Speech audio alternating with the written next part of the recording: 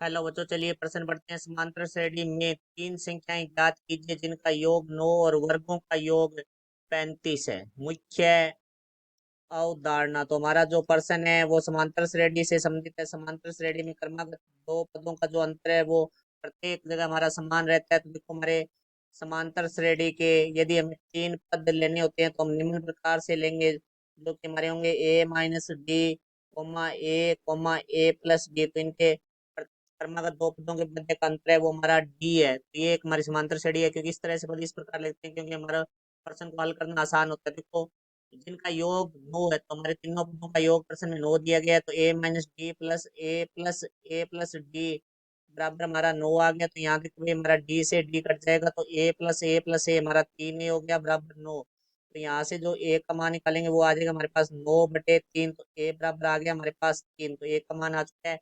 इनका वर्गों का योग, तो इन पदों के वर्गों का योग करेंगे तो देखो भाई, हमारे पास ए माइनस डी की घात 2 प्लस ए की घात 2 प्लस ए प्लस डी की घात 2 बराबर हमारे पास है 35। चूंकि हम जानते हैं ए माइनस बी की घात 2 है, वो हमारा होता है ए की घात 2 प्लस बी की घात 2 माइनस 2ab। और ए प्लस बी की घात 2 है, वो हमारा होता है ए की घात 2 प्लस बी की घात 2 प्लस 2ab। तो इन सूत्रों का हम यहाँ प्रयोग करेंगे तो हमारे पास आ जाएगा ए की घात 2 प्लस डी की घात 2 माइनस 2ad प्लस ए की घात 2। फिर ए प्लस बी में हम सूत्र का प्रयोग करेंगे तो हमारे पास आ जाएगा प्लस ए की घात 2 प्लस डी की घात 2 प्लस 2ad बराबर हमारा आ गया 35।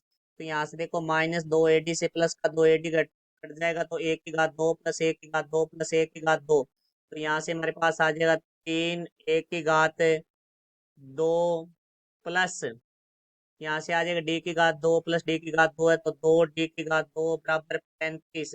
तो ए का मान यहाँ से हमारे पास आया है 3। तो यहाँ एक की जगह हम 3 रख देंगे। 3 गुणा 3 की घात 2 प्लस 2d की घात 2 बराबर 35। तो यहाँ से देखो भाई, हमारे पास आ जाएगा 3 गुणा 3 की घात 2 है, वो हमारा होता है 9 प्लस 2d की घात 2 बराबर आ गया हमारा 35। तो 9 को 3 से गुणा किया 27 प्लस 2d की घात 2 बराबर 35। तो प्लस का 27 बराबर से दूसरी तरफ आके माइनस का हो जाएगा तो 2d की घात 2 बराबर 35 माइनस 27। तो यहाँ से 2d की घात 2 बराबर हमारा आ गया 8। तो यहाँ से d की घात 2 का मान आएगा हमारे पास 8/2। तो d की घात 2 बराबर आ गया हमारा 4। तो हम दोनों तरफ वर्गमूल करेंगे तो d का मान हमें प्राप्त होगा प्लस माइनस है 2। तो अब हम क्या करेंगे, एक बार प्लस चिन्ह प्लस का लेंगे और एक बार माइनस का लेंगे। तो यदि d बराबर हमारा प्लस का 2 होता है तो हमारी जो समांतर श्रेणी है वो निम्न प्रकार से हमने ली थी।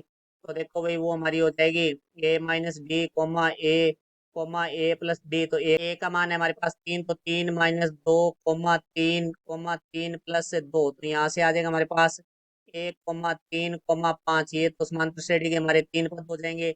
और यदि डी बराबर है -2 है तो हमारी जो समांतर श्रेणी है वो देखो क्या होगी। क्योंकि ए का मान है तो 3 माइनस डी की जगह -2,3,3 प्लस डी की जगह आ जाएगा -2। तो यहाँ से आ जाएगा 3 माइनस और माइनस प्लस 2,3,3 प्लस -2। तो यहाँ से आ जाएगा 5,3,1।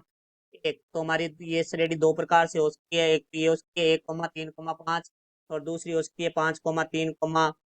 तो ये हमारे प्रश्न का उत्तर हुआ। आशा करता हूँ समझ आया होगा। धन्यवाद।